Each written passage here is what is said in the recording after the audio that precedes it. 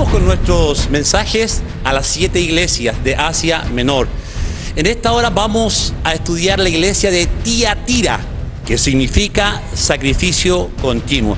Es muy importante que nosotros podamos entender que Jesucristo mismo es el que se presenta enviando su mensaje. Un mensaje revelador donde Cristo conoce cada obra de cada pastor y de cada iglesia. Él las está reprendiendo, Él las está exhortando, Él también alaba a algunas de esta iglesia. Y hoy nos toca el mensaje de la iglesia de Tiatira. Nótese que cuando hemos estudiado la iglesia de Éfeso, de Esmirna, de Pérgamo, estas iglesias tienen algo en común. Aquí nosotros en este estudio y en este mensaje vamos a ver cómo el paganismo babilónico, cómo la doctrina católica nacida del paganismo babilónico se fue infiltrando externamente en las 3 primeras iglesias de Éfeso, Esmirna, Pérgamo, y ahora cómo el mensaje babilónico ahora está internamente introducido en la iglesia sin que el pastor se dé cuenta de esto. Y de ahí el mensaje a la iglesia de Tiatira, que significa la iglesia del sacrificio continuo. Y vamos a revelar qué significa el hecho de que sea llamada Tiatira, la iglesia del sacrificio continuo. No está dando a entender que es un sacrificio a Cristo, sino que es un falso sacrificio a Baal, a Astaroth, un falso sacrificio babilónico que lo vamos a desentrañar en esta hora. Estas iglesias estaban ubicadas en Asia Menor, donde hoy es Turquía. Cada nombre significa algo. Cada iglesia representa un periodo de la historia de la iglesia. También representa tipos de iglesia que se están dando en el tiempo de hoy. Y también vamos a ver cómo la doctrina que empezó en Éfeso, en Esmirna, en Pérgamo, en Tiatira, en Sardis, Filadelfia, la Odisea, cómo lo que el diablo tramó para arruinar, para dividir la iglesia, cómo ha llegado a nuestros tiempos. Y también vamos a ver cómo la iglesia fiel, la iglesia de Filadelfia, la iglesia de Esmirna, esa iglesia que es alabada por Jesucristo, son iglesias de la cual nosotros tenemos que aprender de lo que Jesús les está alabando y exaltando a estas iglesias por su fidelidad y por su persecución ante el enemigo. Ahora, en Apocalipsis 2:18 dice: y escribe el ángel a la iglesia de Tiatira, el Hijo de Dios, el que tiene ojos como llama de fuego y pies semejante al bronce bruñido, dice esto: yo conozco tus obras y amor y fe y servicio y tu paciencia, y que tus obras postreras son más que las primeras, pero tengo unas pocas cosas contra ti, que toleras que esa mujer Jezabel, que se dice profetiza, enseñe y seduzca a mis siervos a fornicar y a comer cosas sacrificadas a los ídolos. Y le he dado tiempo para que se arrepienta, pero no quiere arrepentirse de su fornicación. He aquí que yo la arrojo en cama y en gran tribulación a los que con ella adulteran, si no se arrepienten de las obras de ella. Y a sus hijos heriré de muerte, y a todas las iglesias sabrán que yo soy el que escudriña la mente y el corazón, y os daré a cada uno según vuestras obras. Pero a vosotros y a los demás que están en Tiatira, a cuantos no tienen esa doctrina y no han conocido lo que ellos llaman las profundidades de Satanás, yo os digo, no os impondré otra carga. Atención acá, que es muy importante. La iglesia de Tiatira es una iglesia que está ubicada, como ya dijimos, en Asia Menor, en la carretera principal del norte de Asia y del sur de Asia.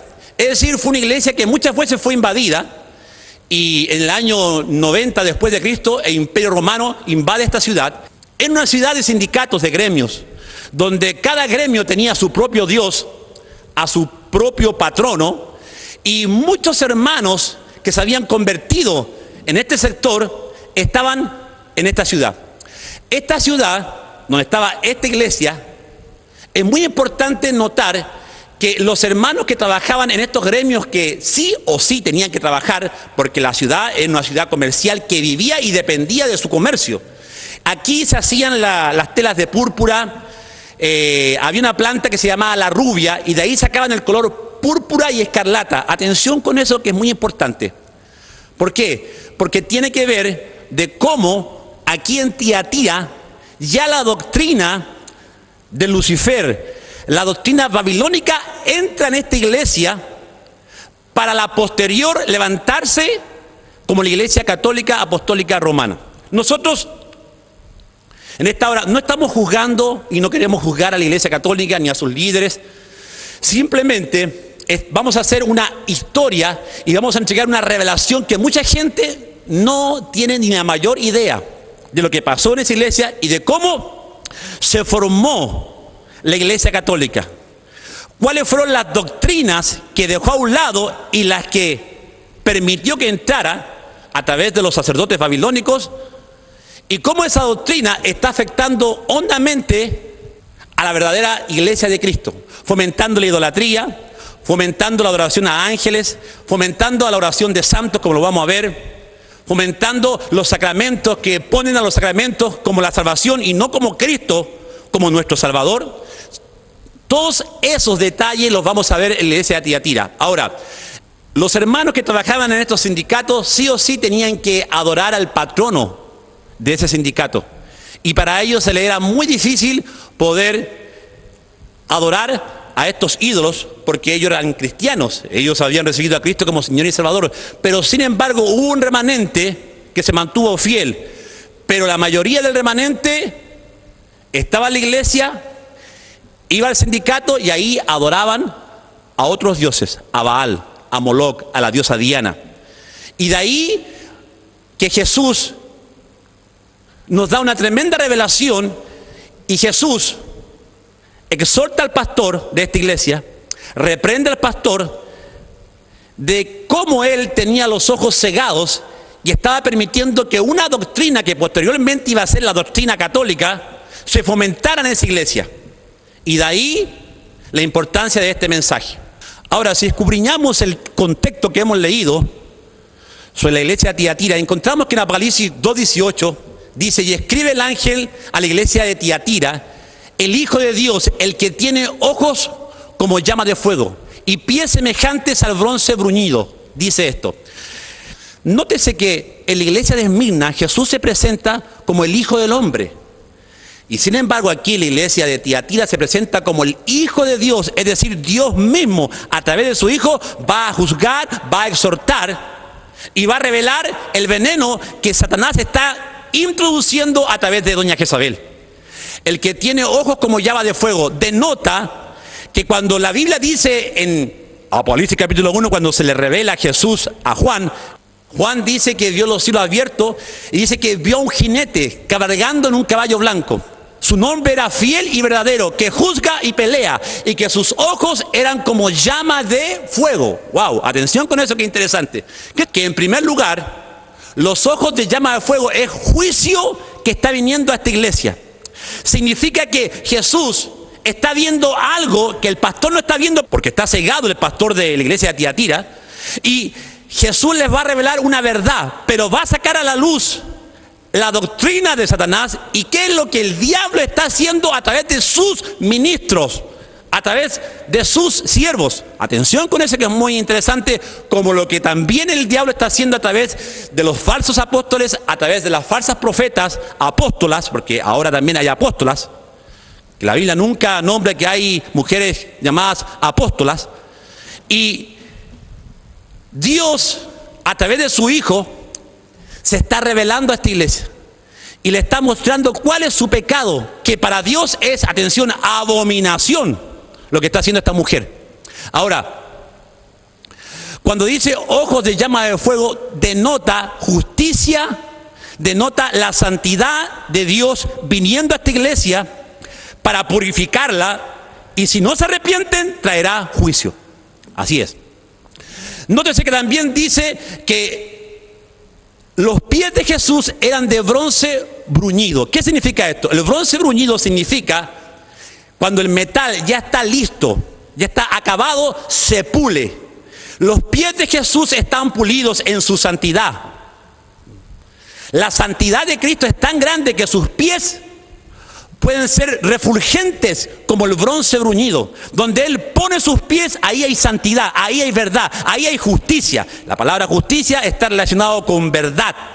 Entonces Jesús se está revelando a esta iglesia, está poniendo sus pies, trayendo juicio, pero también mostrando lo que el diablo está haciendo dentro de esta iglesia.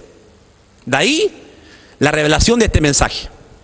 En Apocalipsis 2:19 dice: yo conozco tus obras y amor y fe, servicio y tu paciencia, y que tus obras postreras son más que las primeras. Había un remanente aquí, y siempre Dios deja o tiene a un remanente. El mundo puede estar en caos, pero siempre va a haber a un Noé, pregonero de justicia. Siempre va a haber a un Abraham. Siempre va a haber un Moisés. Ahí está. Siempre Dios tiene un remanente. Hoy, en este día donde hay apostasía, en este siglo donde estamos viendo corrupción, terremotos, tsunamis, calentamiento global, depravación mundial en todas sus esferas, desde la política hasta las esferas sociales, culturales, todo está entrando en una terrible corrupción. Pero sin embargo hay una iglesia fiel, una iglesia que predica la sana doctrina y permanece fiel hasta la venida de nuestro Señor Jesucristo. Entonces Dios está conociendo lo que hace esta iglesia. Nótese que Dios conoce tus obras. Dice: yo conozco tus obras. Dios, Yahweh, conoce la obra de cada pastor, de cada iglesia. Que todo lo que usted haga por la causa de Jesucristo tendrá su recompensa en los cielos. Así es. Está reconociendo Jesús las obras, el trabajo de esta iglesia. Dice: conozco tu amor. Había gente aquí en Tiatira que tenía amor por Jesús. Conozco tu fe, tu servicio y tu paciencia, y que tus obras postreras son más que las primeras. Jesús está reconociendo, no todo es juicio aquí. Jesús puede corregir y puede alentarte para que sigas adelante, pero también te disciplina. ¿Para qué?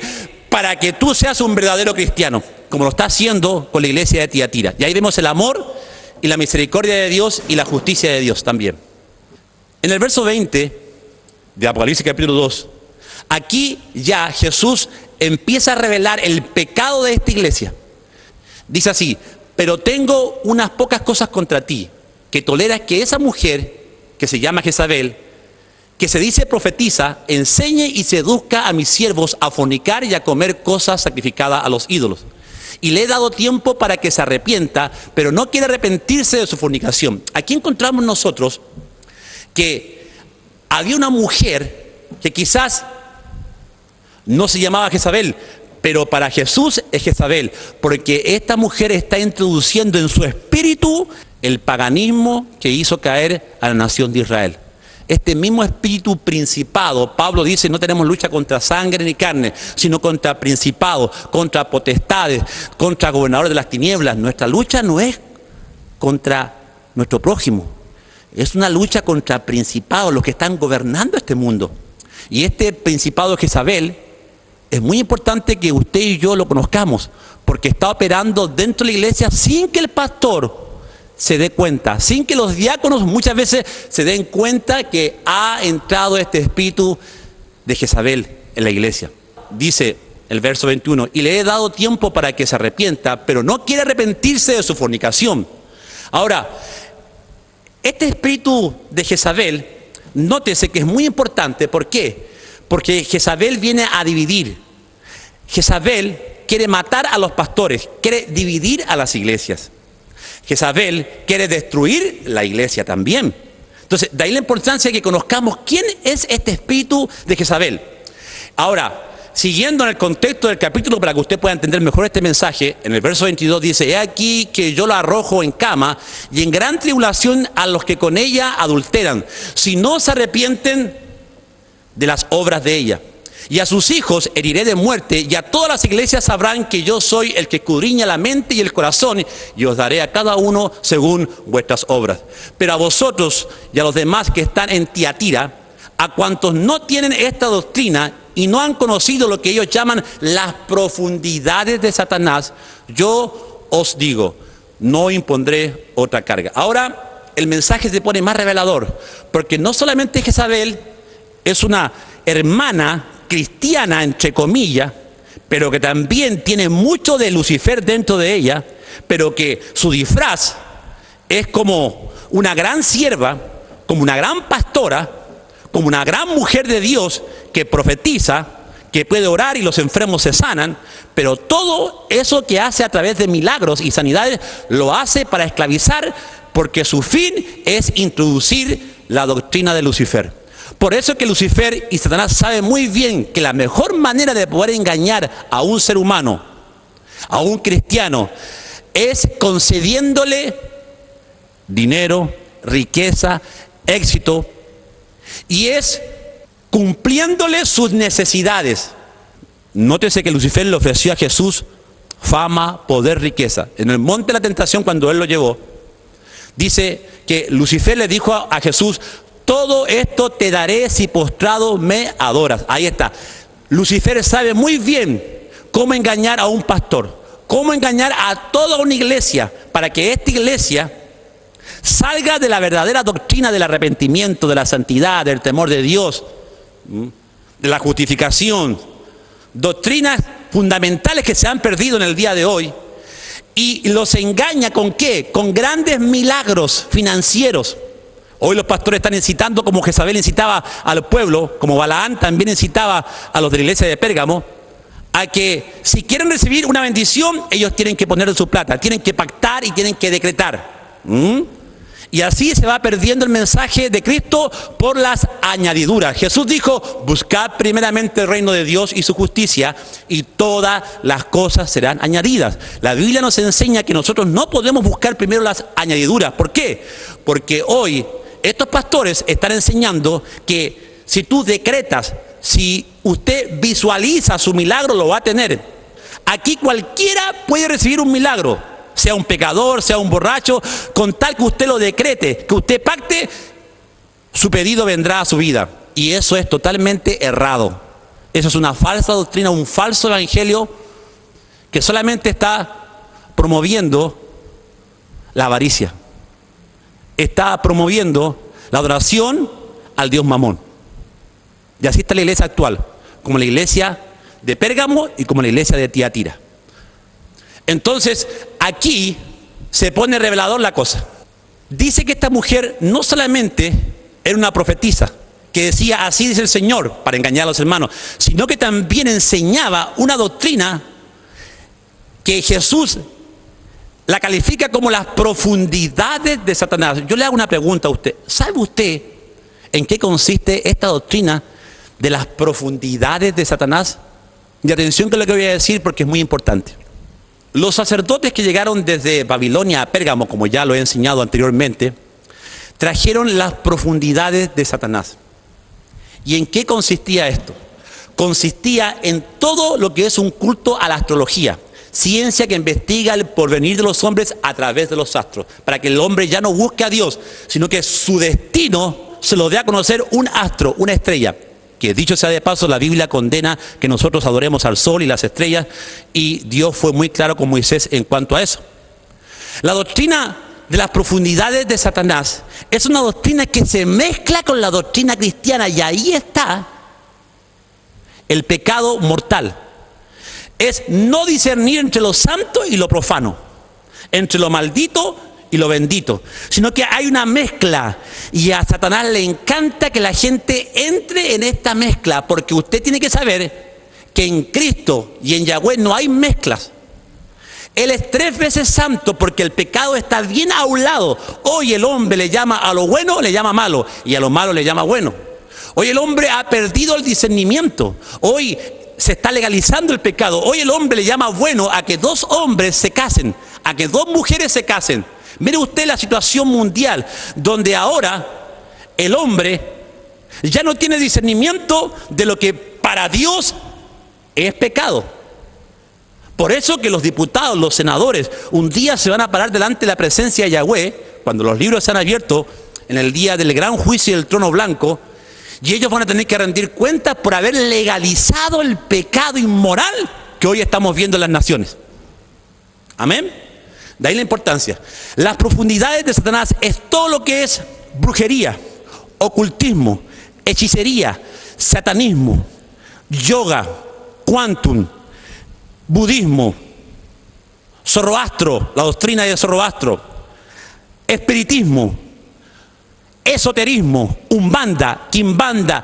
¿Dónde sale esto? Como lo vamos a ver, sale en Babilonia. Los sacerdotes babilónicos fueron los que trajeron la hermandad babilónica. Por eso que las logias masónicas tienen en sus doctrinas todas estas enseñanzas ocultistas sacadas de los griegos, ahí, los romanos, al libro masón, la doctrina de los egipcios, ahí al libro masón, la doctrina de la cabra de los judíos, ahí al libro masón, y han hecho un sincretismo. Y este mismo sincretismo solamente los iluminados podían entender o conocer esta doctrina de Jezabel, que era no para todos, sino para los iniciados. ¡Wow! Eso es lo que se está introduciendo en las primeras iglesias de Éfeso, de Esmirna, de Pérgamo y ahora en la de Tiatira. El ocultismo babilónico entrando a la iglesia primitiva, infectando a la iglesia y habiendo una mezcla entre lo santo y lo profano. Por eso es que Yahweh le dijo al pueblo de Israel: vosotros, en Ezequiel 10, no pudisteis discernir entre lo santo y lo profano. Y por eso que ellos fueron enviados 70 años a Babilonia. Y esto fue lo que le pasó al pastor de la iglesia de Tiatira. Él no pudo discernir entre lo santo y lo profano. No pudo discernir que la hermanita, la pastora, la líder, tenía un espíritu de Jezabel que estaba incitando a los jóvenes, a la congregación, a comer comida sacrificada a los ídolos, que estaba enseñando las profundidades de Satanás. ¡Wow! ¡Qué tremendo!, ¿no? El espíritu de Jezabel que atacó a Tiatira está atacando hoy nuevamente a la iglesia de Cristo. De ahí que nosotros podamos entender, amados hermanos, que este espíritu que entró en la iglesia de Tiatira, del cual dio a luz la iglesia católica y formó la doctrina, nótese que hablamos de la doctrina de Jezabel, y así en forma rápida vamos a ver cómo esta iglesia de Tiatira representa el comienzo de la iglesia católica apostólica romana, con la doctrina de Jezabel. Porque la iglesia católica tiene doctrinas que no están en la palabra de Dios, que no fueron establecidas por los apóstoles, ni tampoco fueron enseñadas por Cristo, ni por Pablo.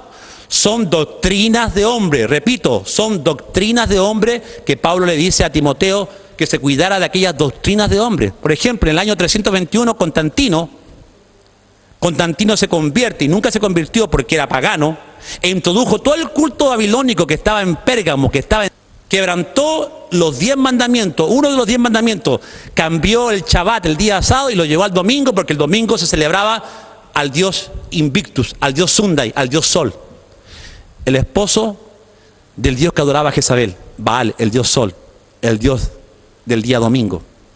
Y cuando usted encuentra que esta doctrina de Jezabel se introdujo en la iglesia de Tiatira, Tiatira representa, como ya estoy diciendo, el comienzo de nuevas doctrinas que son de hombres. Constantino, en el año 321, él declaró al imperio romano cristiano. Y aquí la mezcla se hizo efectiva. Ahora, esta doctrina de Jezabel se legaliza. Atención con ustedes, se legaliza bajo el imperio romano, haciendo concilios para legalizar esta doctrina. ¿Cuáles doctrinas? Por ejemplo, en el año 1964 los cristianos no tienen que ser como los judíos. Ordena que ningún cristiano podía juntarse o ser como un judío. Y empieza a perseguir a los judíos. Es decir, nuestras raíces hebreas fueron pisadas. Y hay un odio que Constantino propagó por todo el imperio hacia los judíos hasta el día de hoy. ¿Se da cuenta? Como Jezabel, que odia a los profetas de Dios, que odia a los Elías, que usurpa la autoridad de Dios y trae la autoridad de Lucifer a esa iglesia o a esa ciudad. Ahí está. Mire cómo a través de Constantino se empieza a perseguir a los judíos. Martín Lutero habló muy mal sobre los judíos.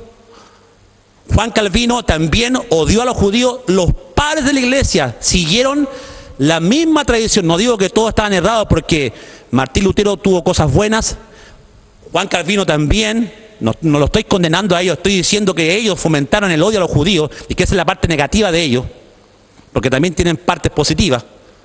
Entonces, mire cómo Jezabel sigue matando a los judíos, sigue levantando un odio feroz en contra de los judíos a través de Constantino, que cambió hasta el día sábado y lo llevó al domingo.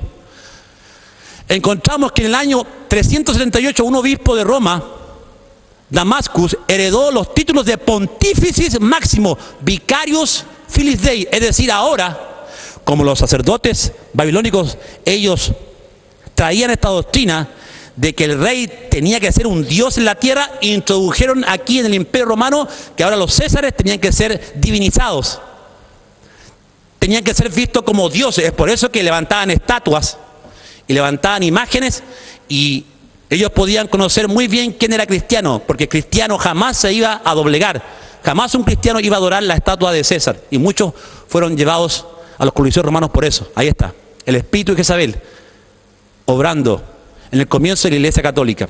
En el año 381, por ejemplo, empezaron las oraciones hacia la Virgen María.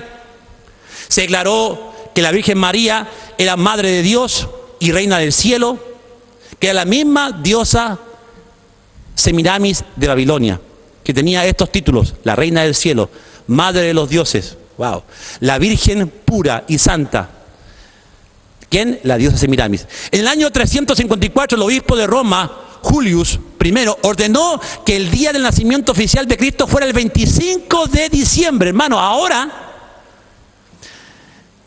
se está estableciendo un culto pagano, porque el 25 de diciembre es el culto y el nacimiento de Tammuz, el hijo del dios Sol. Nació el 25 de diciembre. Y mire usted cómo llevaron las fechas, le hicieron coincidir con sus cultos paganos. Cristo nació entre octubre y septiembre, en la fiesta de los tabernáculos. Eso es categórico. Si usted estudia la Biblia, hasta un judío le puede decir nacimiento de Cristo, porque Cristo tuvo que haber nacido en una de las fiestas llamadas tabernáculos. Porque cuando Él nace, nace en un tabernáculo, en una enramada, no en un pesebre que no quieren hacer ver.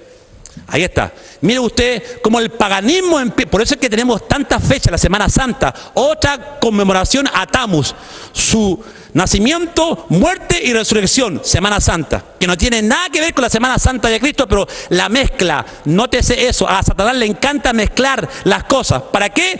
Para que en esa mezcla, hermano, no esté la verdad de Dios, no esté la santidad misma de Dios, ni la justicia misma de Dios, sino que también el diablo esté compartiendo las cosas de Dios. ¡Wow! Y eso es maldito, eso es abominable, porque Dios es 3 veces santo, Él no comparte su gloria con nadie. Ahí está.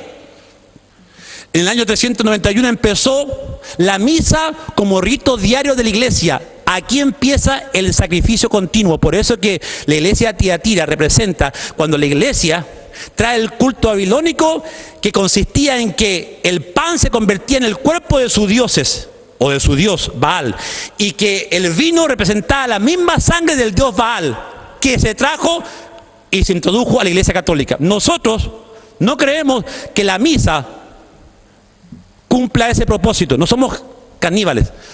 Pablo enseña que la Santa Cena representa la conmemoración, estamos conmemorando lo que Cristo hizo por nosotros en la cruz de Calvario, pero la Biblia no nos enseña que literalmente se convierte el vino en la sangre de Cristo, no nos enseña que literalmente el pan se convierte en el cuerpo de Cristo. Eso era canibalismo, que lo practicaban los babilónicos y lo introdujeron en las iglesias de Asia Menor, en el culto llamado el culto a la serpiente, los misterios etruscos.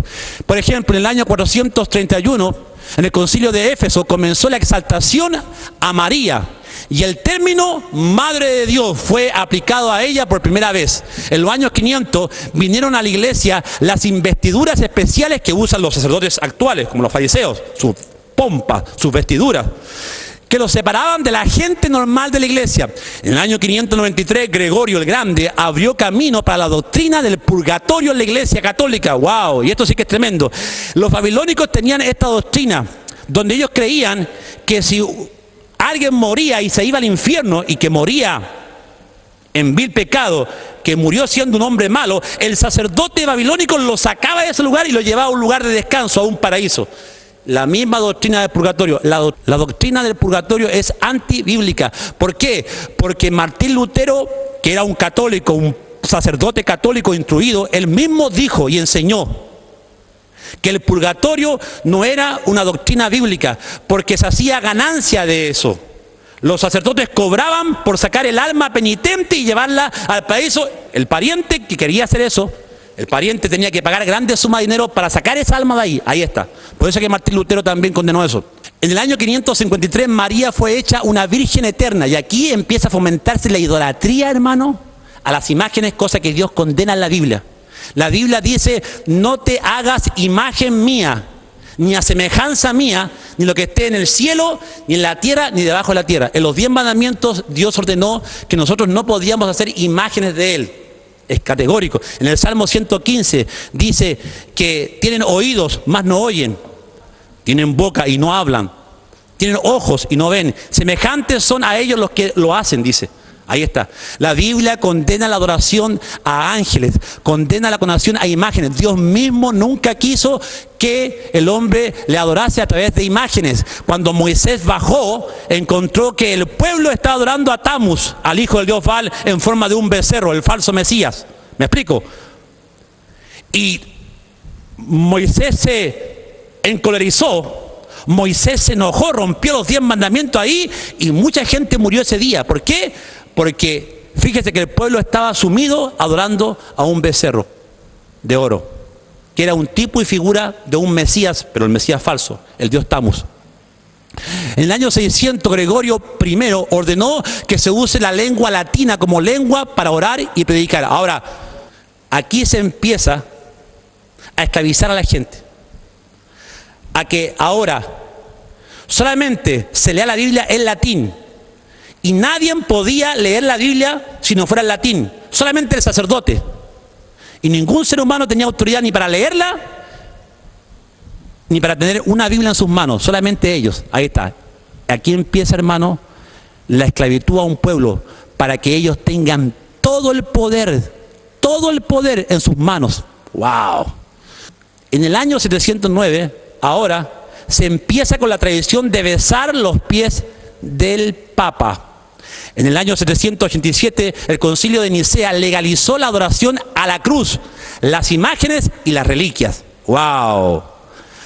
Es decir, ahora se está legalizando este culto que Dios lo prohíbe en la Biblia, ahora se está legalizando. Mire cómo Jezabel va introduciendo, legalizando el pecado, la adoración pagana, ahora se está legalizando. En el Concilio de Nicea, en el 787, se legaliza la adoración a la cruz, que todos tienen que tener una cruz. Entonces, la cruz es la que ya te da la bendición, no es Dios, sino que son elementos de madera, reliquias, amuletos.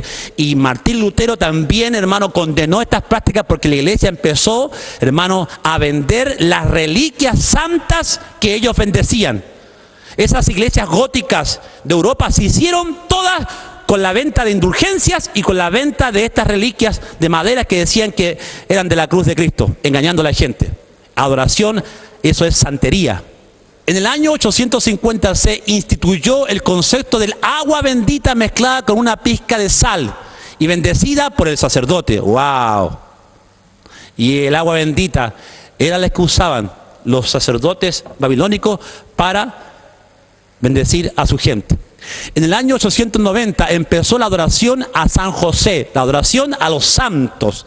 Es decir, ahora los santos, un hombre de carne y hueso que murió, fue canonizado, y ahora lo ponen al mismo nivel de Jesús y de Dios. Y ningún hombre tiene ese poder. Claro que no. Porque cuando están canonizando a un beato, a una beata, la están poniendo al mismo nivel, porque ahora la gente le puede pedir cosas a ese santo. Porque ese santo ahora tiene casi los mismos poderes de Dios, que empieza a conceder deseos y cosas a aquellos que oran a Él, aquellos que rezan a Él. Y eso es totalmente prohibido por la Biblia. Solamente Jesucristo, el Padre, son dignos de alabanza, de honra y alabanza. A Él le debemos toda la honra, la gloria y alabanza. ¿A quién? Al Padre y al Hijo y al Espíritu Santo. Ahí está. Otra práctica jezabélica. En el año 1079, el Papa Bonifacius VII estableció el celibato sacerdotal mandatorio. Y mire usted las consecuencias que ha traído el tema de que los sacerdotes no se pueden casar. La pedofilia, hermano. Cómo en estos últimos años los escándalos de pedofilia son tremendos. Se están llevando a tribunales de justicia sacerdotes, hermanos, que la iglesia los está encubriendo por años, hermanos, que han violado a esos niños que vienen al catecismo, a esos niños que han sido bautizados, que ellos mismos lo han entrado en la primera comunión según la doctrina de la iglesia católica, porque la iglesia evangélica no hace esas cosas. A esos mismos niños que el niño está mirando como a su pastor, a ese sacerdote, que está mirando a ese hombre como un hombre enviado de Dios, porque le está enseñando la palabra, ese mismo enviado de Dios ahora lo está violando. Ahí está, en el año 1079. Y Pablo enseña que los pastores tienen que ser casados. Cuando manda la carta a Timoteo, le dice: los obispos sean maridos de una sola mujer, que sean hospedadores, no dados al vino, con buen testimonio. ¡Wow! Pablo enseña que los sacerdotes tienen que ser casados. Y mire usted las consecuencias y los perjuicios que trajo este edicto en el año 1079 por el Papa Bonifacio, donde establece el celibato sacerdotal. En el año 1090 se empieza con la costumbre de usar el rosario. Y esto sí que es babilónico. El rosario lo tenían los sacerdotes babilónicos para contar las oraciones que ellos hacían al dios Baal, al dios Sol. Y mire cómo se introdujo el rosario. Usted no necesita de ningún rosario. La Biblia dice: al que pide se le dará, al que golpea se le abrirá, al que busca encuentra. Así es. Inmediatamente, si usted ora al Señor, Dios va a conceder sus peticiones conforme a su voluntad. En el año 1184, el Concilio de Verona estableció la Inquisición a los herejes. ¡Wow! ¿Cuánta gente murió por tener una Biblia en su casa? Murió porque no quería confesar la religión católica y quería tener su propia religión. Fueron torturados, hermano. La Inquisición, hermano, es la máquina de matanza más cruel de la historia de la humanidad. Ni lo que hicieron los nazis con los judíos vendría siendo chico comparado con las torturas que se inventaron, las máquinas de tortura que se inventaron a propósito, hermano, para matar y torturar a judíos, cristianos y a todo aquel que no se confesaba ser un católico, hermano. Por eso que la Biblia dice: y vi la mujer ebria con la sangre de los santos. Ahí está. El Papa Juan Pablo II pidió perdón por algunos errores que había cometido la iglesia. Horrores, diría yo. Y mucha gente no sabe que la iglesia católica, en las famosas cruzadas, hermano, ¿a cuánta gente no mandó a matar?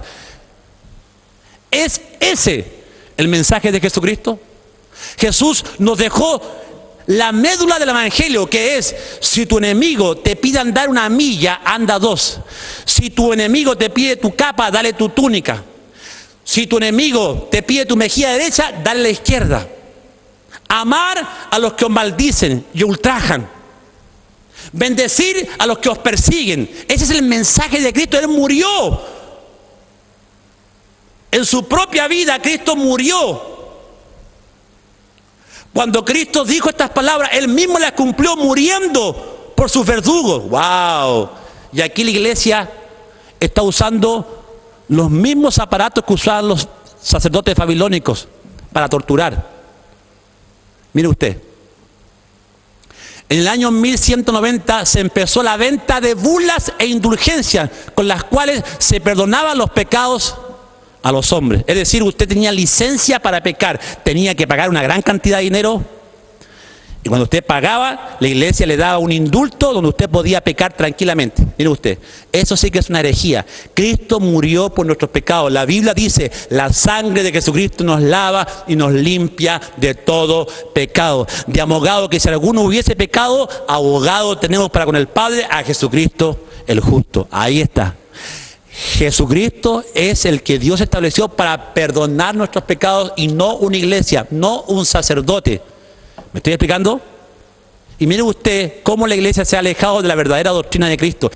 En el año 1215, el Papa Inocencio III impartió la confesión auricular de los pecados al sacerdote en vez de a Dios, por lo menos una vez al año. Es decir, aquí empieza, hermano, la confesión de pecados que hizo al sacerdote más pecador que el que venía a confesar sus pecados, porque él escuchaba todo el pecado del pueblo todo el día, y ese hombre quedaba cargado, hermano, y se hacía más pecador que el que los traía. ¿Me explico?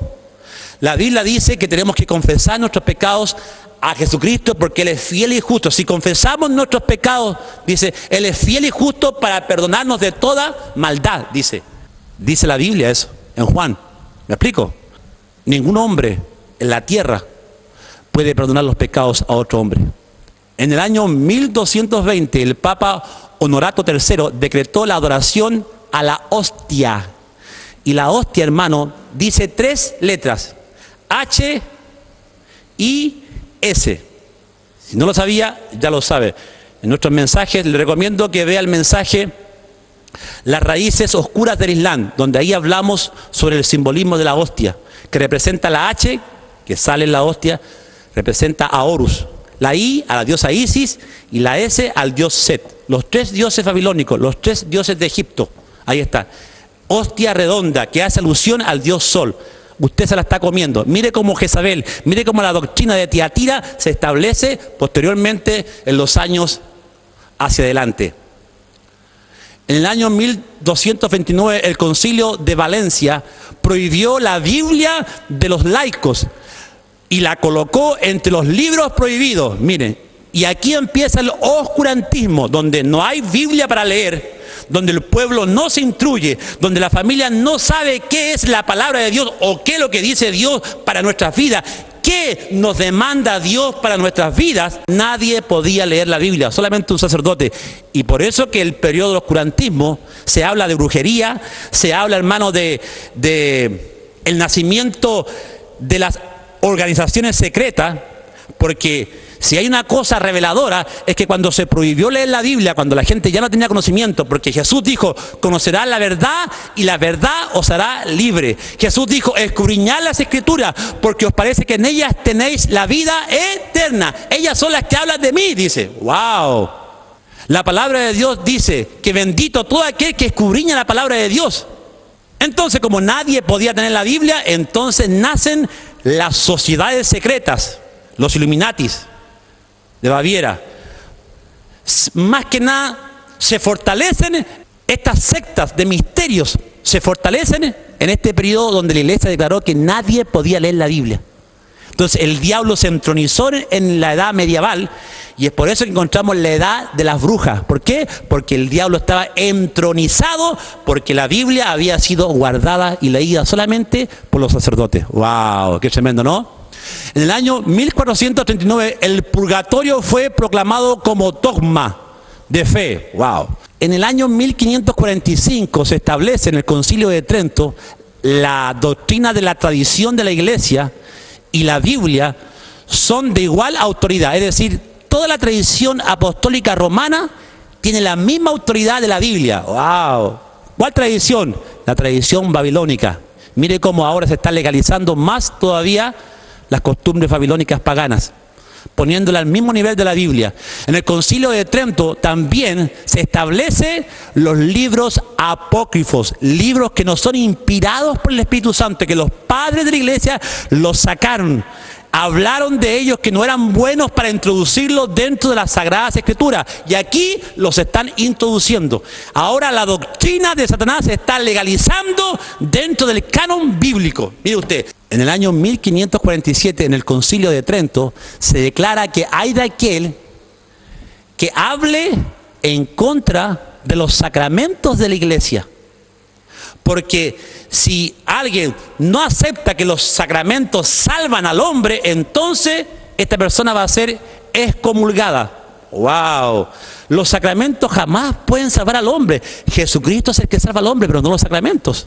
Pero ahí está la doctrina de Jezabel entrando en la iglesia. En el año 1854, Pío IX promulgó la Inmaculada Concepción de María, fomentando la adoración a las imágenes. En el año 1870, en el Concilio Vaticano, aseguró la infalibilidad del Papa en materias de fe y moralidad. O sea que el Papa es infalible. Es decir, ejemplo, si el Papa es acusado de pedofilia, Si el Papa es acusado de haber participado en sacrificios humanos de niños, él es infalible. No hay ley en contra de él. Y por favor, estudie las demandas que se le hicieron en el Tribunal Europeo al Papa Francisco, donde se le acusa de haber participado con el otro Papa saliente, Benedicto, de ritos de sacrificios de niños.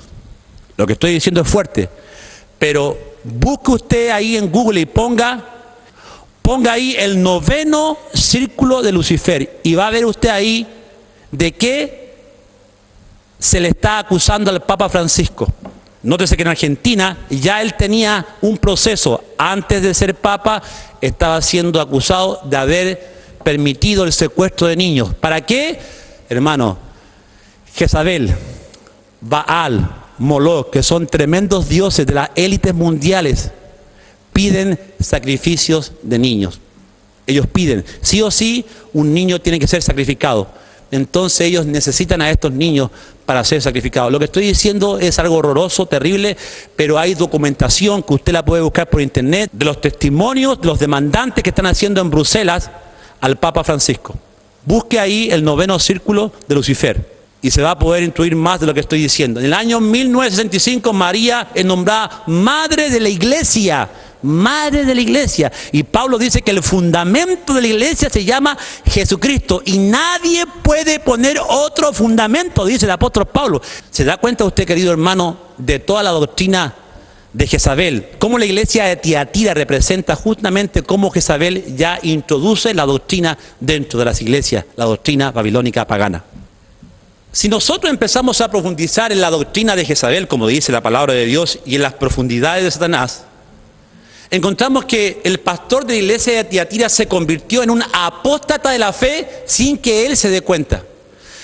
Y nótese que cuando hablamos de doctrina de Satanás, así como nosotros tenemos la doctrina evangélica, la doctrina judía, así como hablamos de la doctrina de los protestantes, la doctrina católica, también Satanás tiene su doctrina. Y esto, atención, que es muy interesante que usted lo conozca.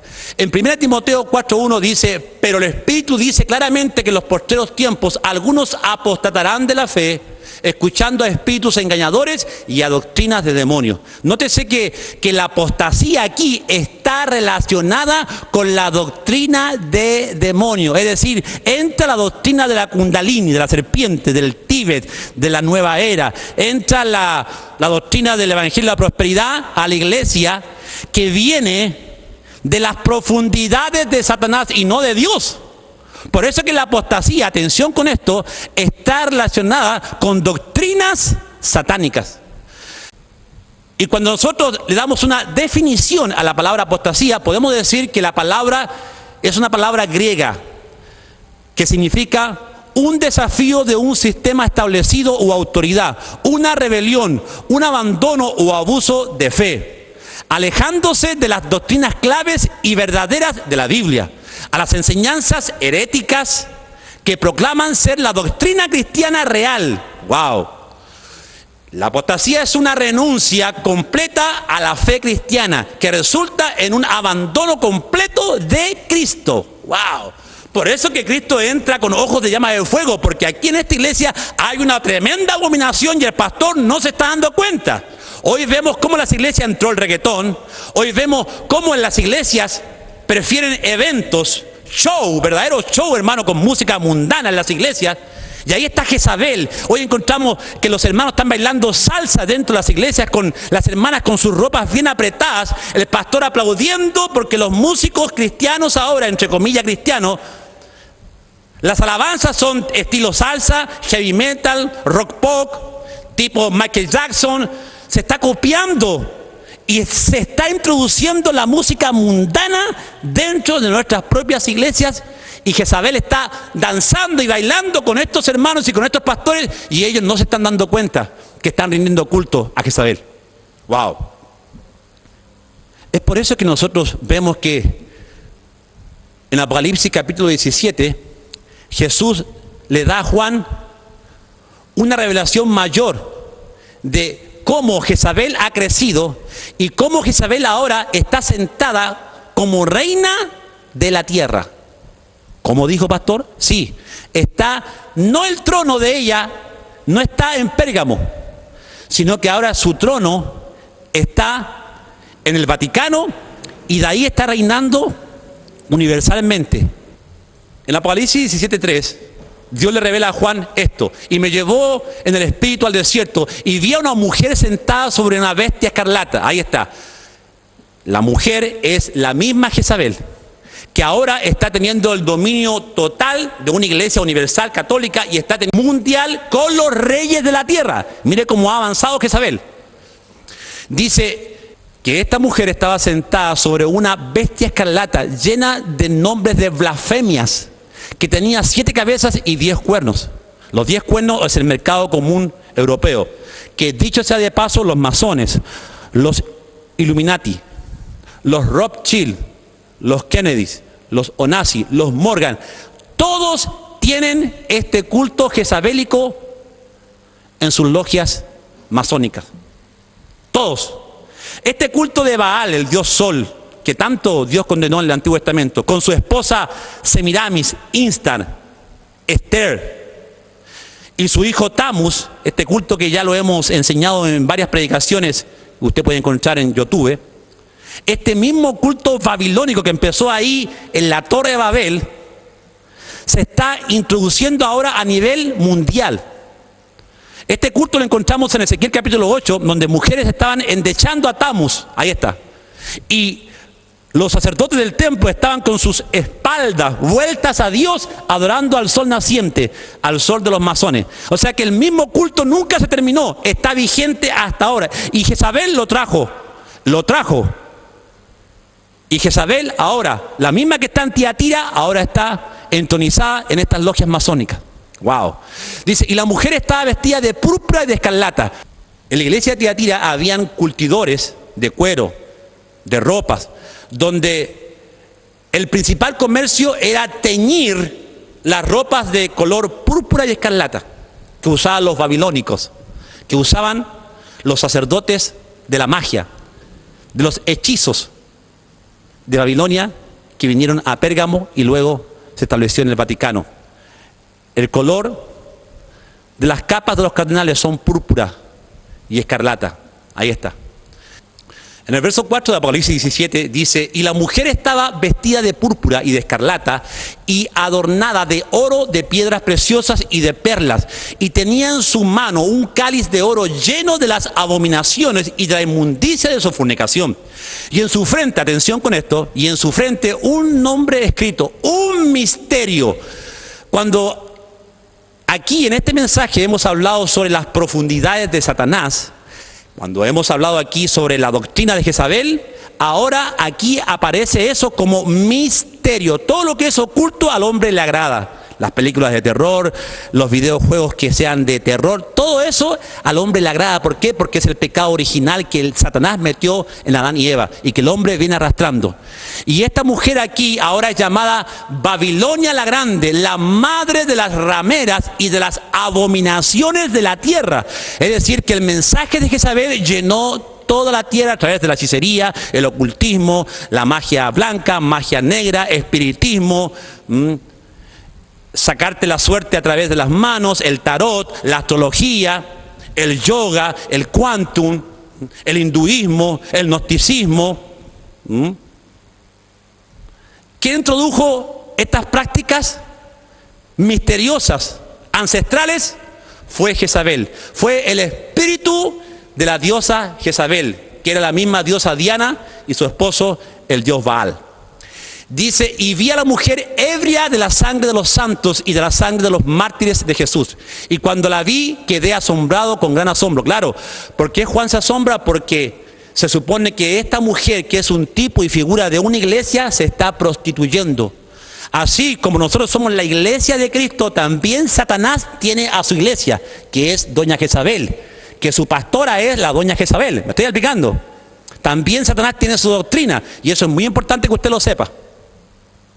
Ahora, para poder entender mejor a Jezabel y su espíritu demoníaco, Ahí en Primera de Reyes, capítulo 21-25, vemos cómo una mujer llamada Jezabel, sacerdotisa de los dioses de Baal, de Moloc, los peores dioses que Dios condenó en la historia de Israel. Cómo esta mujer se casa con el rey Acab, con el presidente de Israel, con el pastor de Israel. A la verdad, ninguno fue como Acab, dice la Biblia, que se vendió para hacer lo malo ante los ojos de Yahweh, porque Jezabel, su mujer, lo incitaba. Primera de Reyes 21-25. ¿Quién lo incitaba? Jezabel insta al hombre a hacer lo malo ante los ojos de Yahweh, de Dios. ¡Wow! Acab, rey de Israel, desobedece la ley de Yahweh al casarse con la hija del rey Sidonio, de Sidón, de Fenicia. Nótese que hemos enseñado en nuestro mensaje que Fenicia llevó el culto babilónico de Pérgamo en sus barcos fenicios y ellos lo transportaron a todo el mundo. De hecho, los barcos fenicios, en la popa iba la diosa Jezabel.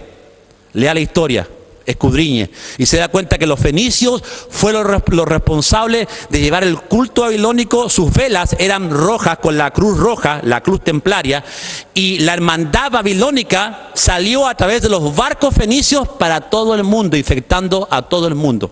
Esto también lo hemos enseñado en nuestros mensajes. Siria, detonador de la Tercera Guerra Mundial, ahí usted puede encontrar este mensaje que estamos hablando. Ella, Jezabel, era la sacerdotisa de Baal y Asera.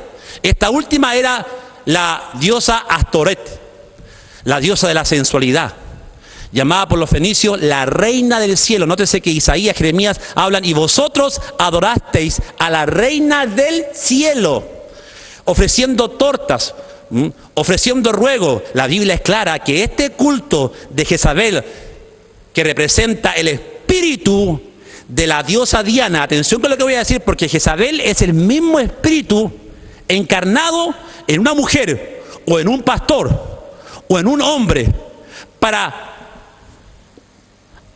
destruir a la iglesia, para destruir a los hijos de Dios. Ahí está. Se encarna este espíritu de la diosa Diana, la esposa de Baal. Se encarna en una mujer llamada Jezabel, y Jezabel hace el trabajo que este espíritu le incita. ¿Me estoy explicando? Es por eso que este culto a Astarot, a esta diosa Diana, del cual se personifica en Jezabel, era muy conocido en Israel. Y pronto llegó a popularizarse también entre los israelitas. Jueces capítulo 2, verso 13. Jueces, capítulo 3, verso 7. Primera Samuel, capítulo 7, del 3 al 4. Se luchó continuamente contra esta forma de idolatría. Nótese que Salomón perdió el reino por haber permitido que entrara este culto y esta doctrina de Jezabel a su vida y a la nación de Israel. Dice que Salomón en Primera de Reyes 11:33 dice que Salomón murió encorvado adorando a los peores dioses, a Baal, Moloc, a la diosa Astarot, que representaba este culto de la triada de Baal, su esposa Semiramis y su hijo Tamu. Bueno, Salomón murió encorvado adorando a estos dioses. ¿Se da cuenta cómo Jezabel puede matar, puede destruir? Salomón se casó con una sacerdotisa de Fenicia que traía el espíritu de Jezabel, del cual arruinó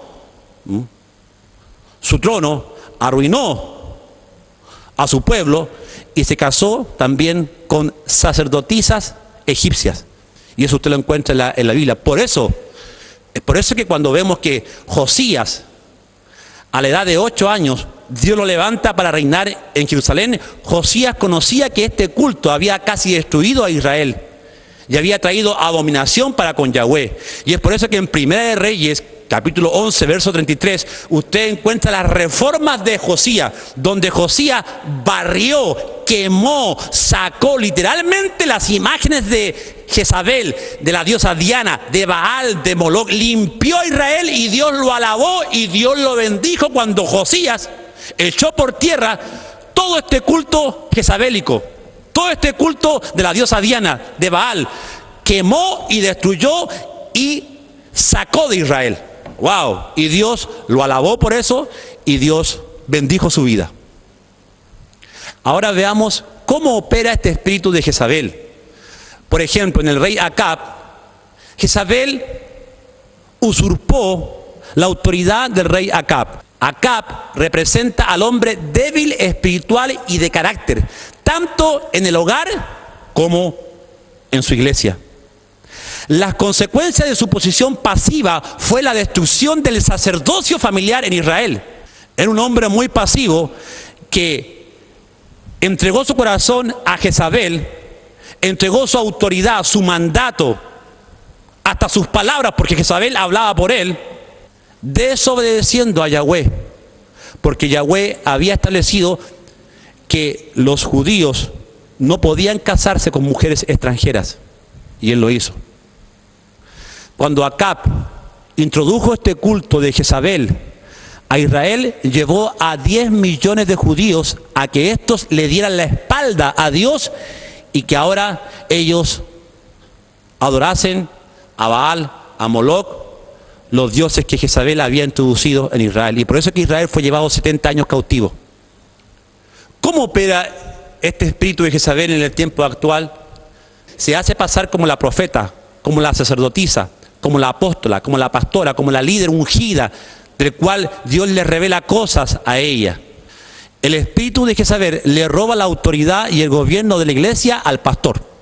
Ahí está. Y ella empieza a mandar. Destruye y divide a ministerios, pastores e iglesias, usando la hechicería y las vendas mágicas como sus tácticas y estrategias para esclavizar. Atención con esto.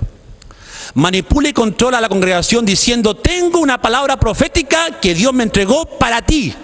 Así opera Jezabel. Implanta en la congregación una nueva enseñanza apostólica, evangelio de la prosperidad.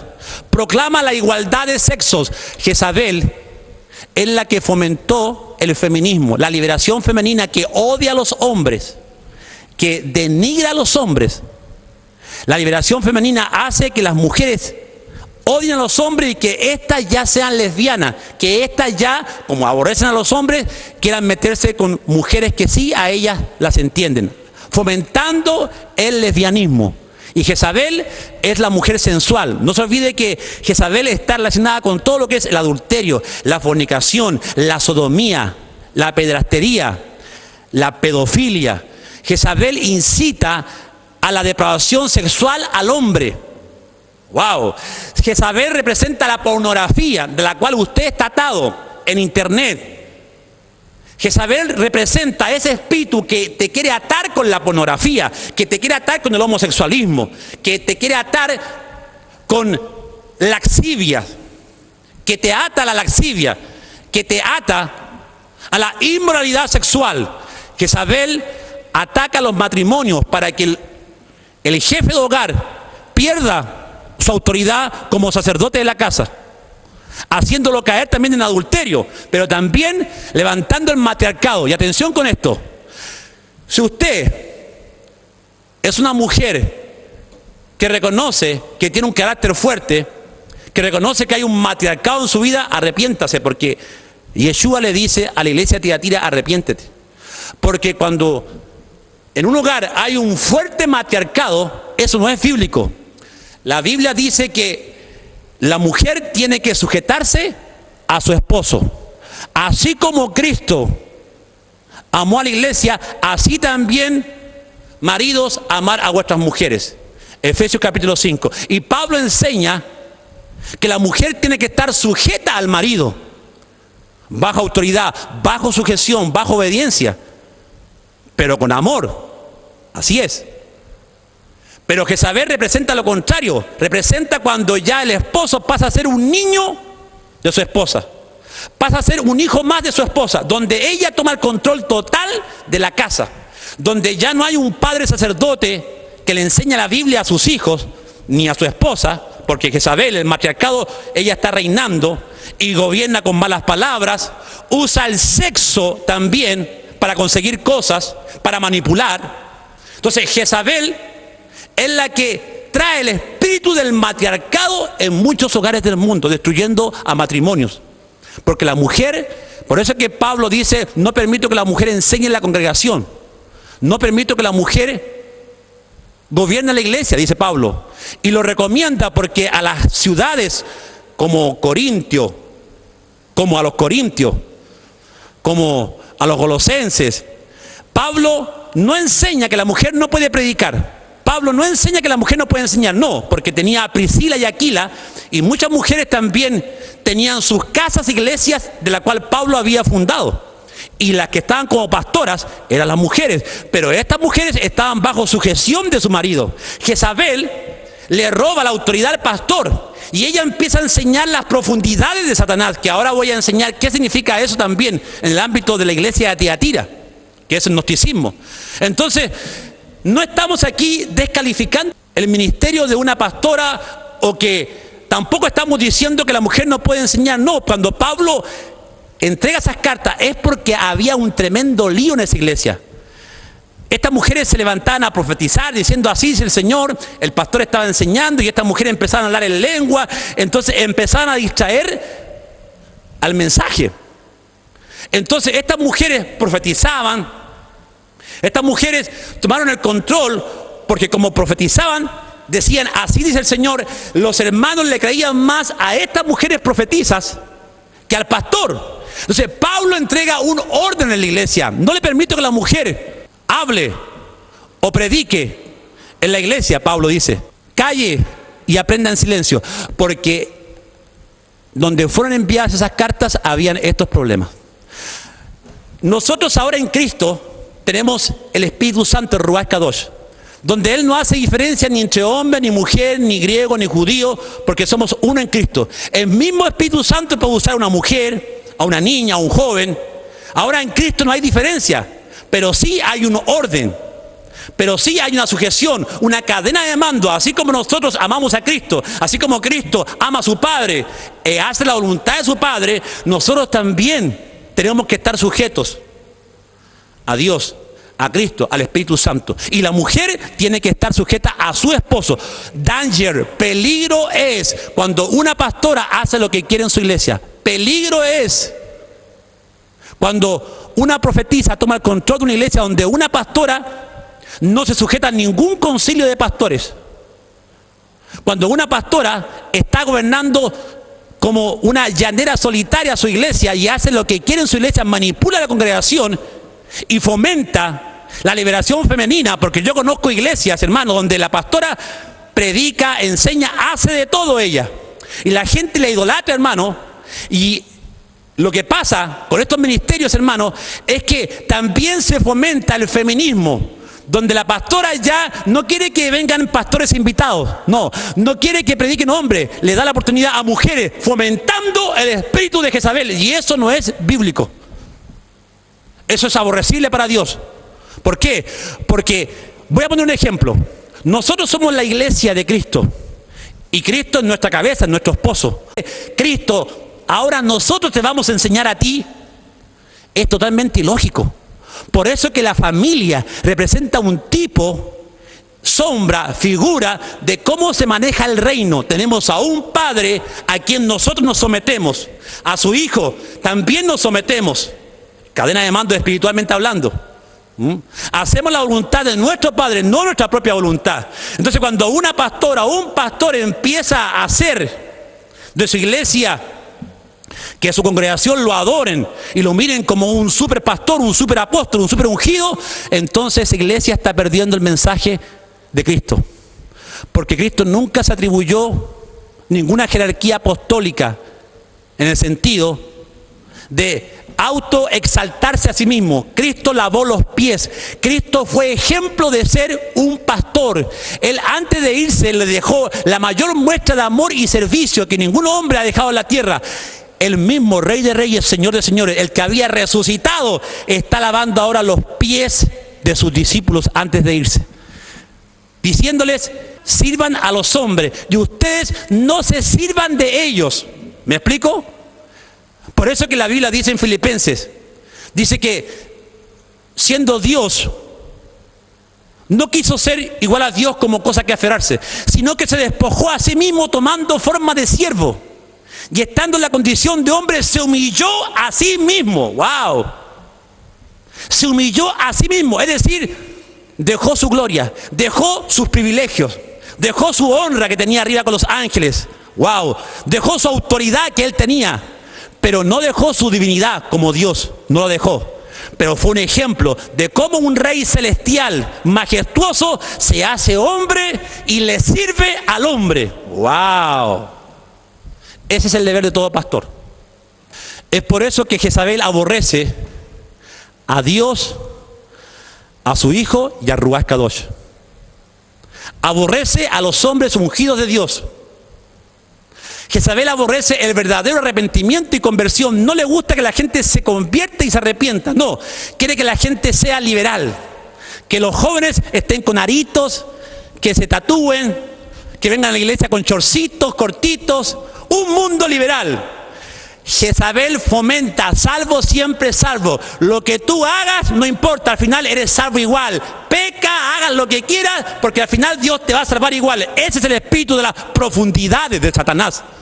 Jezabel aborrece la santidad y el temor de Dios. Por eso que en las iglesias de hoy no se está predicando un mensaje de temor de Dios, de santidad. No se predica. ¿Por qué? Porque su doctrina es de Jezabel. Aborrece el nuevo nacimiento y el discipulado. No quiere que la gente sea discipulada. Por eso que ya ahora no encontramos discipulados en las iglesias. Encontramos encuentros. Encontramos que la gente es llevada a los famosos encuentros, preencuentro, posencuentro, escuela de líderes. Y se va fomentando una generación que no ha tenido un encuentro personal con el Espíritu Santo, quebrantando su corazón, quebrantando su vida, haciéndolo nacer de nuevo y viviendo en santidad. Por eso que atención con esto, Jezabel es la que fomenta estos cultos misteriosos como el que trajo Ignacio de Loyola en los años 1800.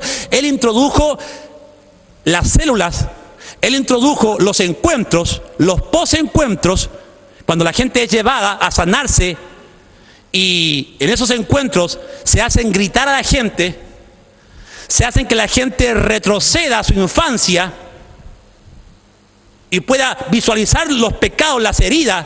Y eso no es bíblico. Porque eso fue lo que introdujo Ignacio de Loyola a través del movimiento de los jesuitas. Esos G12 no viene de ahora, no es una invención de César Castellano. Lo introdujo, lea, intrúyase, Ignacio de Loyola. Ignacio de Loyola fue un hombre esotérico, que hasta él lo vieron levitar. Es decir, Ignacio de Loyola tenía y conocía los misterios babilónicos. También él los conocía, estos misterios babilónicos, que Ignacio de Loyola introdujo en la Iglesia Católica, la manera cómo sanar a una persona, cómo salvarla a esta persona a través de esta sanidad interior, a través de esta doctrina esotérica, como la que se enseña en los encuentros. Esta doctrina de Jezabel se la introdujo a Ignacio de Loyola y hoy encontramos el G12, donde el G12 solamente fomenta la visión de multiplicación y deja a un lado al Espíritu Santo, deja a un lado la santidad, porque a ellos lo único que les interesa es multiplicarse. Pueden venir miles de gente, no importa quién esté en la iglesia, no importa si en esa iglesia no hay un convertido, no hay un nacido de nuevo, no, lo que importa es la multiplicación. Y se deja a un lado el nuevo nacimiento. Por eso que estas iglesias celulares están llenas de gente convencida, pero no convertida. Llenas de gente creyente, pero no discípulos de Cristo. Por eso que estas iglesias van, la gente entra y se va. Van, entran y se van. ¿Por qué? Porque no están cimentadas en la sana doctrina, no están cimentadas en la palabra de Dios. Cuando la Biblia dice que Jezabel estaba incitando a los hermanos de Tiatira a comer cosas sacrificadas a los ídolos, los estaba incitando a la fornicación, al adulterio, significa que Jezabel enseñaba que lo más importante del ser humano era el espíritu, que al final lo que estaba atajando que el espíritu pueda ser libre es este cuerpo corrupto, este cuerpo carnal. Y Jezabel enseñaba que este cuerpo siempre iba a ser carnal y que ya no había solución para eso. Entonces ellos podían pecar, podían adulterar, salvo siempre salvo, hagamos lo que hagamos, pequemos lo que pequemos, al final Dios nos salva igual, porque lo importante, enseñaba Jezabel, era el espíritu. Tú puedes en tu espíritu amar a Dios, pero en tu carne tú puedes adulterar, tú puedes comer comida sacrificada a los ídolos, no importa. Dios perdona eso, porque a lo que Dios le importa es tu espíritu. Esa es la doctrina que enseñaba Jezabel. Entonces los jóvenes eran liberales. ¿Me explico? Y Pablo dice que nuestro cuerpo es templo del Espíritu Santo de Dios. No podemos hacer lo que queramos con este cuerpo. Nuestro cuerpo es templo del Espíritu Santo, de Ruach Kadosh. Y dice, y si alguien destruyere el templo, el cuerpo, Dios lo va a destruir a él, dice la palabra de Dios. ¡Wow! ¿Me explico? La Biblia dice, de toda cosa guardada, guarda tu corazón.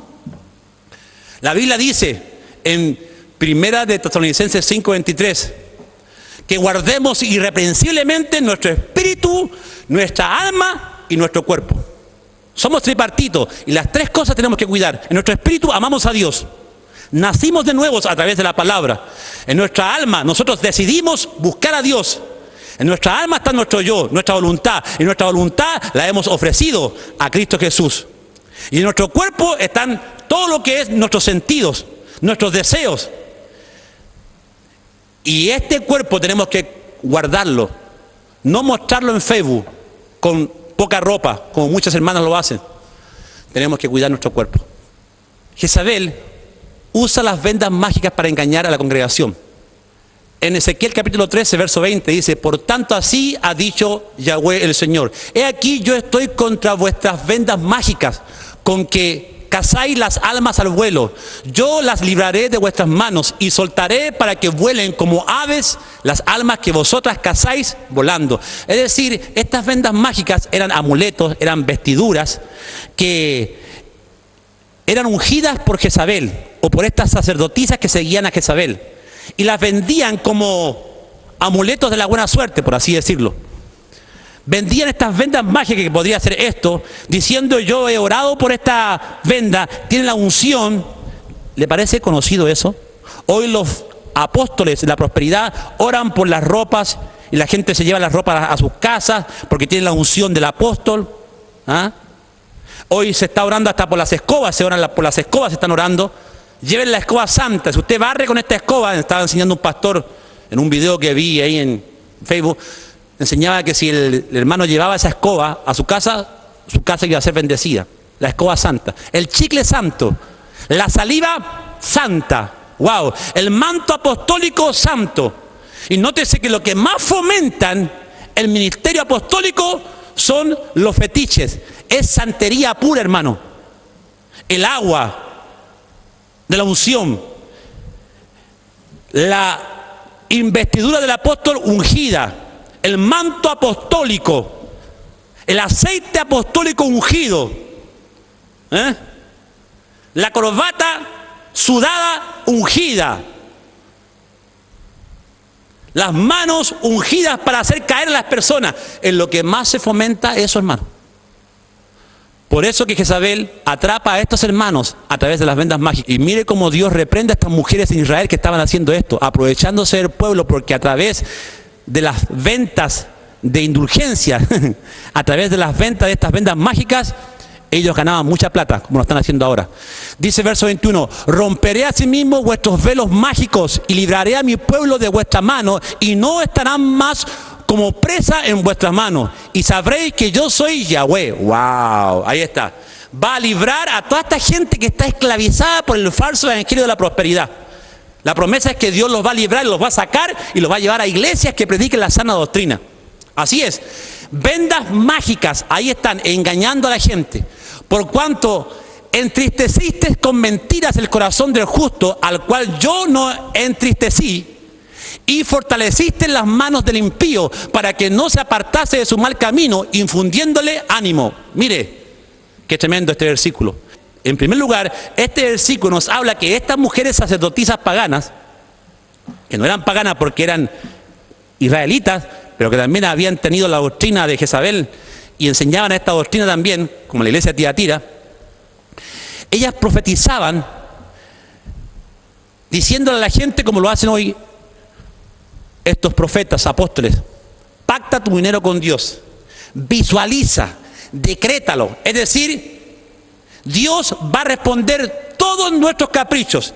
Y aquí la palabra es clave.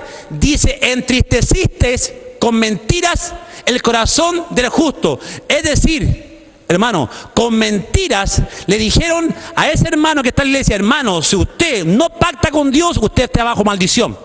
Hermano, si usted no decreta, si usted no trae su diezmo, su dinero, si usted no aporta, hermano, puede venir maldición a su vida. Entonces el hermano se va triste, que es justo, que un hermano que busca a Dios se va triste porque este espíritu jezabélico le dijo eso. Hermana, ¿tu esposo está diezmando? No, pastor. Ah, cuidado, entonces le va a venir juicio y la hermana se va triste por lo que le dijo el apóstol. El apóstol se pone ahora por encima de la palabra de Dios y se iguala a Dios. ¿Me estoy explicando? Lo dijo mi apóstol. La palabra del apóstol hoy en día es como que si fuera la palabra de Dios, hermano. Usted no necesita a ningún apóstol, a ningún profeta que le diga así dice el Señor, porque Jezabel es la que dice así dice el Señor, para engañarte, para esclavizarte, para sacarte tu dinero. No, la Biblia dice que tenemos la palabra profética más segura, en la cual hacemos bien, dice, para estar atentos, alumbrando como una antorcha. Ahí esté. Usted no necesita que nadie le diga nada, hermano, porque en la palabra de Dios está nuestro pasado, nuestro presente y nuestro futuro. Ahí está la bendición que se resume en Mateo 6:33. Buscad primeramente el reino de Dios y su justicia y todas las cosas serán añadidas. Ahí está su bendición. Sin necesidad que a usted le diga, el Señor me dijo esto, hermana, que te dijera. No.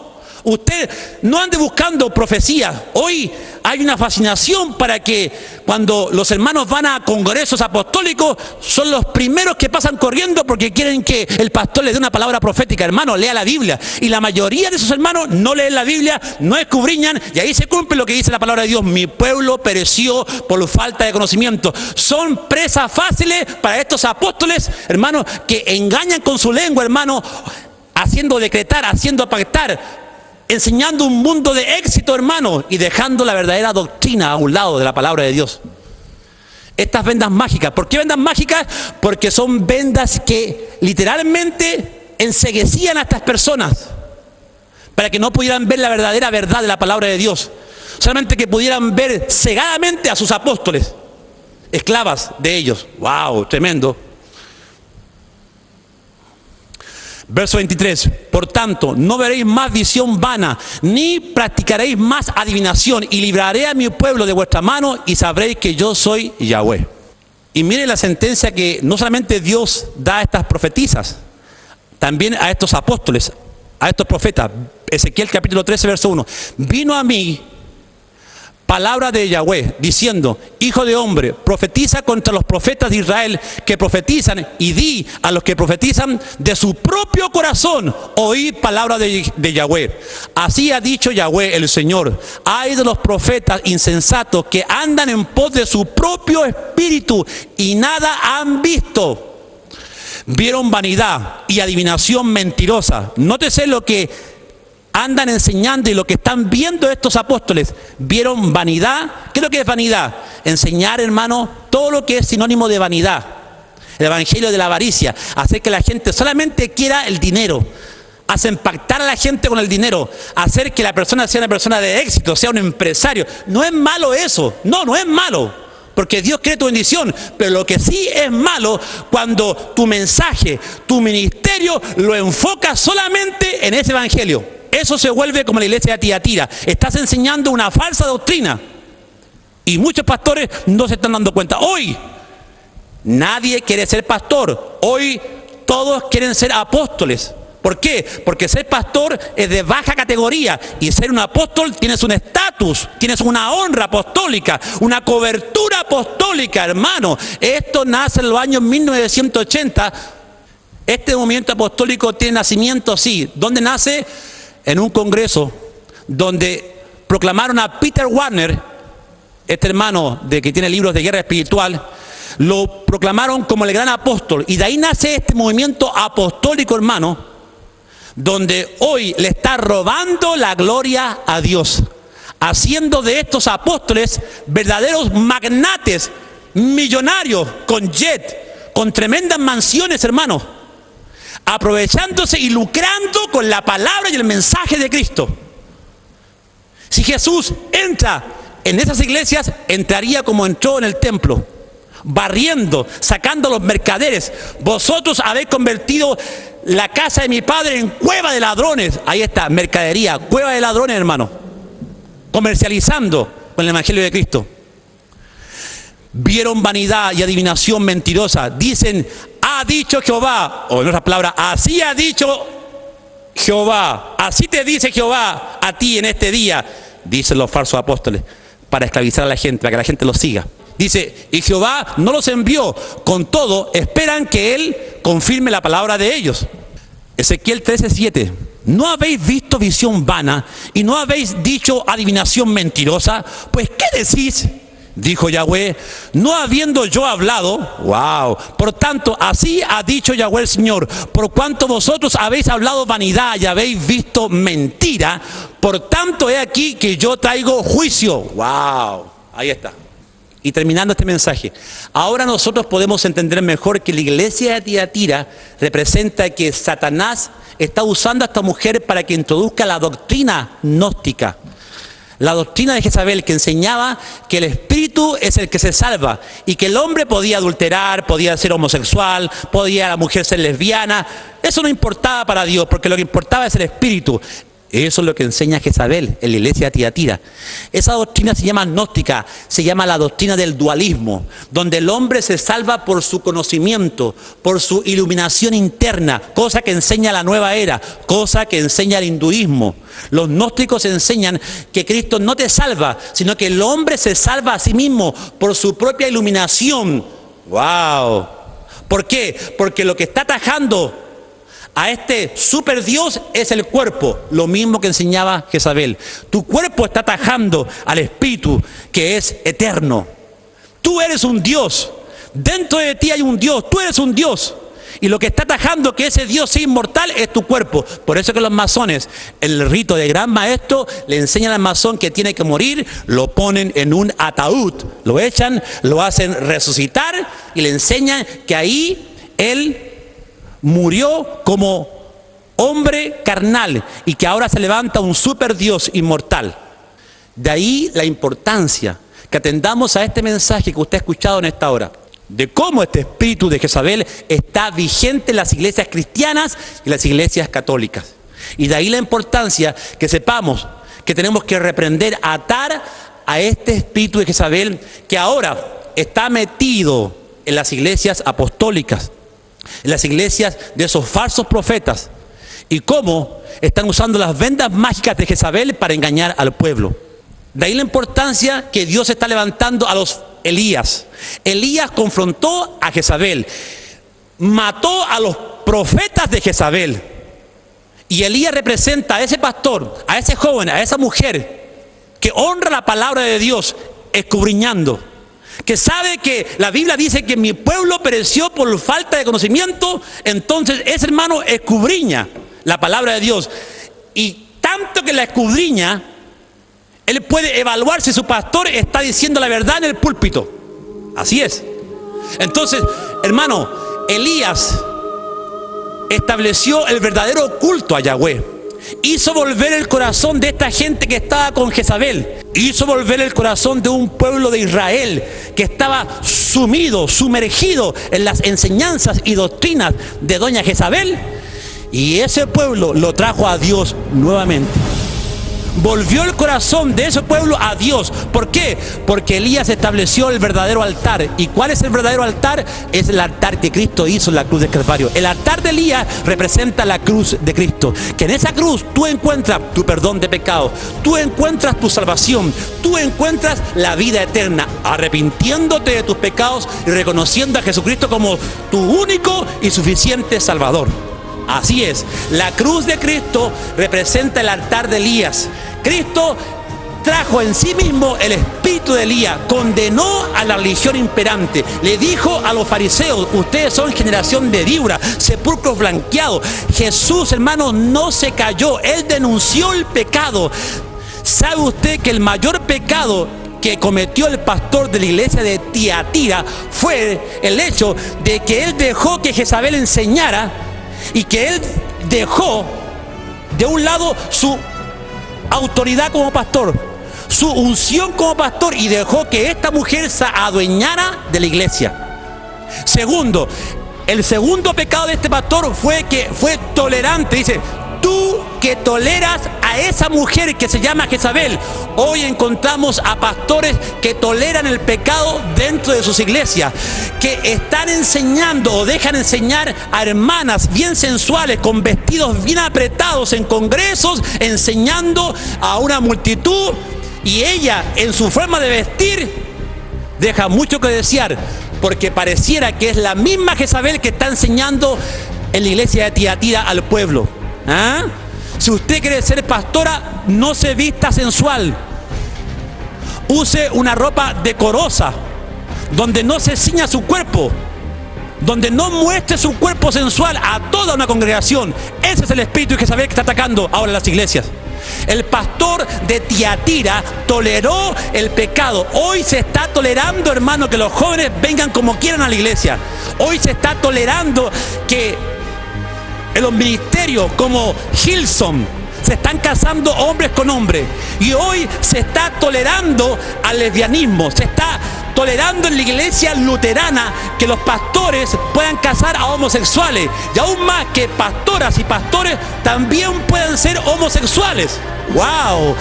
Jesús le dice, tú estás tolerando, y ese fue el pecado de la iglesia de Tiatira. Toleró el pecado, hermano. No había santidad, no había un discernimiento entre lo santo y lo profano.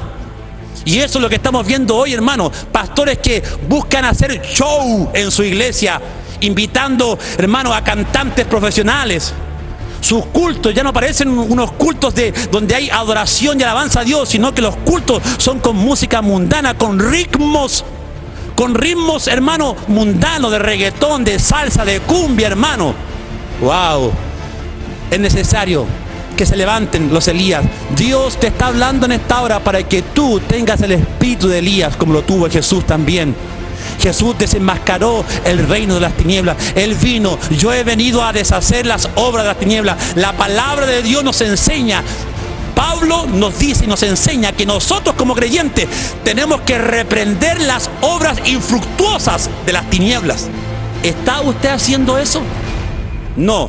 ¿O está siendo tolerante cuando los hermanos hablan de Jesús Adrián Romero? Cuando los hermanos encaran a Marcos Witt, lo encaran con su pecado ecuménico. Entonces no faltan los hermanos que defienden a estos apóstatas. No defienda más a esos apóstatas. Si usted lo defiende, está siendo cómplice de esa apostasía. Cállese y deje que Dios levante a hombres que han escudriñado la palabra de Dios para reprender a esos falsos hermanos. La Biblia es clara, dice, con 2 o 3 testigos repréndelos para que estos hermanos entren en disciplina. Y si no te escuchan, tenlos como gentiles y publicanos. Ahí está. Dios te está llamando en esta hora. Busqué hombre que hiciese vallado y que se pusiese en la brecha a favor de la tierra, y no lo hallé. Dios te está levantando para que usted se ponga en la brecha donde estamos viviendo, en el siglo donde hay mayor apostasía, donde las iglesias están llenas de cristianos tibios, y a los tibios Dios los va a vomitar de su boca. La última iglesia es llamada la iglesia de la Odisea, que vamos a estudiar más adelante. Es la iglesia que dice que es rica. La iglesia de la Odisea, el juzgamiento que le dice Jesús a esa iglesia es: tú dices que eres rica y de nada tienes necesidad, mas yo te digo, le dice Jesús, que tú eres ciega, desnuda, miserable. Y a la iglesia de Esmirna le dice Jesús: tú eres pobre, pero ante mis ojos eres muy rica. ¿Se da cuenta la diferencia? De una iglesia que era perseguida, de una iglesia que era sufrida, pero que sin embargo para Dios esa iglesia era rica. La otra iglesia, la Odisea, iglesia rica, donde había prosperidad, éxito, mensajes de prosperidad, mensajes de éxito. Toda la congregación seguía la falsa mentira de sus pastores, apóstoles, profetas. Y Dios le dice: tú eres miserable, ciega, desnuda, arrepiéntete y unge tus ojos con colirio para que veas. Es decir, saca la venda mágica que te metió el pastor, ese apóstol. Sácate la venda mágica en el cual tú estás siendo engañado. De ahí la importancia que usted sepa, hermano, que hoy se necesitan hombres de Dios valientes hombres de Dios que se comprometan a proclamar la verdad, y que si algún hermano se está saliendo de esta sana doctrina, nosotros en el amor de Dios lo reprendemos para su disciplina y para que este hermano vuelva al camino. Ese es el propósito, hermano, de denunciar a estos hermanos, que vuelvan al camino, no juzgarlos, porque Dios se va a encargar de juzgarlos a ellos que no hacen bien sus cosas aquí en la tierra. Amén. Por eso que Dios te está llamando en esta hora. Padre, en esta hora te damos gracias. Gracias, Señor, por este mensaje, porque a través de este mensaje podemos estar alertas a estas falsas doctrinas, Señor, que están permeando a la iglesia. Padre, te pido que tú en esta hora, a través de este mensaje, puedas levantar a una generación de hombres y mujeres, Señor, que se casen, que se aten con tu verdad y con la sana doctrina, que salgan de las iglesias en donde se está predicando el falso evangelio de la prosperidad, y que se busquen una iglesia donde ahí se predique la sana doctrina, el mensaje de la cruz. En esta hora, Señor, yo te pido que los que escuchen este mensaje lo puedan compartir en las redes sociales como YouTube, Facebook, que esta verdad que fue dicha en esta hora, en este mensaje, Padre, sea proclamada a los cuatro vientos, Señor, y que millones escuchen este mensaje, millones de cristianos que están metidos y engañados en este evangelio de la avaricia puedan salir de estas iglesias. Padre, que este mensaje sea compartido en Facebook, que lo podamos compartir en las páginas de nuestros amigos, para que ellos puedan conocer la verdad tuya, para que ellos puedan conocer la verdad, la revelación de tu palabra que nos libera, Padre, y que nos da el conocimiento para estar parados en la roca que es Cristo Jesús. Le damos gracias en esta hora, Señor, y bendecimos a todos los hermanos que están bajando y descargando estos mensajes para mostrárselos a sus pastores en sus iglesias. Bienaventurados son aquellos hermanos que están descargando estos mensajes, bajándolos, compartiéndolos, para que la iglesia sepa la verdad. Le damos gracias. Yeshua Mashiach. Amén, y amén, y amén. Que Dios les bendiga.